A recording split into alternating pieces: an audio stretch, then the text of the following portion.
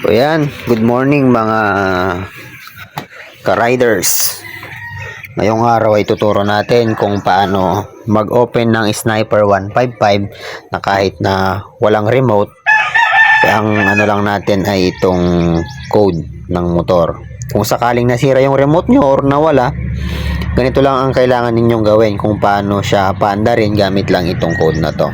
Yung code ng mga ganito ninyo sa mga motor nyo, mapa NMAX or Aerox man na kilis yan. So start tayo, ganito siya. Unang-una ay ipag-blink natin ng 3 beses, ganito siya para ano. Hold lang natin, hold and release lang tayo. Ayan. 1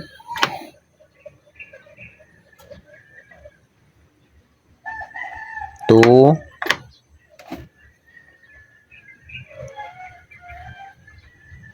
3. O, sayang, umilaw na. Tapos hintayin natin mamatay. Tapos enter na natin itong pin. So, unang number ay 8. 1, 2, 3, 4, 5, 6, 7, 8. Yan. Pangalawa, 7.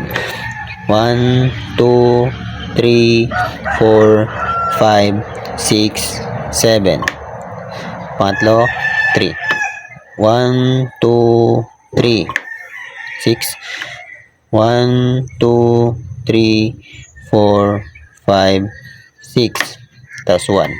1. Tapos 8.